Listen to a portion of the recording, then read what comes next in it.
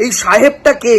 এটা পুলিশকে আমি তদন্ত করতে অনুরোধ করবো, তাড়াতাড়ি বের করে আনতে অনুরোধ করবো। এই সাহেবটা কি ডিওয়াইএফআই নেত্রী মীনাক্ষী মুখোপাধ্যায়, নাকি এই সাহেবটা মোহাম্মদ সেলিম? আজকে এটা ভেবে বলুন তো, যদি সত্যি সত্যি জুনিয়র ডাক্তারদের ওপর তারা যেখানে ধর্ণা করছেন সেখানে হামলা হতো, ন্যারেটিভটা কি তৈরি হতো?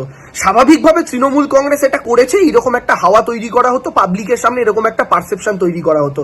আজকে যে অডিওটা প্রকাশ হয়েছে, কালকে যখন আমি অডিওটা প্রথম শুনলাম, বিশ্বাস করুন আমার প্রথম শুনেই একটা কণ্ঠকে কলতান দাশগুপ্তের কণ্ঠ মনে হয়েছিল, কারণ আমি তার কণ্ঠ ব্যক্তিগতভাবে চিনি, তার সাথে কিছু বিতর্কে অংশগ্রহণ করার সুবাদে।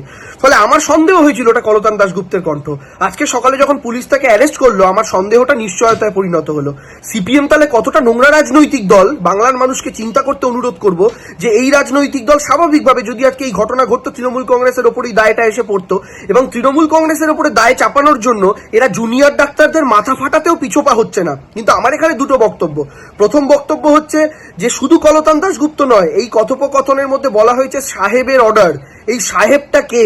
এটা পুলিশকে আমি তদন্ত করতে অনুরোধ করবো, তাড়াতাড়ি বের করে আনতে অনুরোধ করবো। এই সাহেবটা কি ডিওয়াইএফআই নেত্রী মীনাক্ষী মুখোপাধ্যায়? কারণ মীনাক্ষীকে এরা অলরেডি ক্যাপ্টেন বলে ডাকে, এবং ডিওয়াইএফআই এর নেতা হচ্ছেন কলতান দাশগুপ্ত, তাদের নেত্রী হচ্ছেন মীনাক্ষী মুখোপাধ্যায়, নাকি এই সাহেবটা মোহাম্মদ সেলিম, যিনি সিপিএম এর রাজ্য সম্পাদক? এই ব্যাপারটা তাড়াতাড়ি পুলিশকে বলবো, যত দ্রুত সম্ভব এই নেংটি ইঁদুর ছেড়ে মাথা ধরুন, এই দাবি আমরাও করব।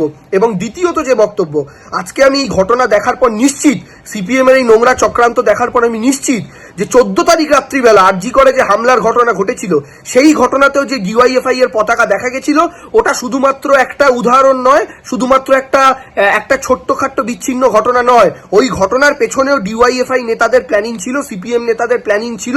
এক্ষেত্রে অডিও ক্লিপ প্রকাশ হয়েছে তাই মানুষ বুঝতে পারছে, সেক্ষেত্রে কোনো অডিও ক্লিপ প্রকাশ হয়নি তাই জানা যায়নি।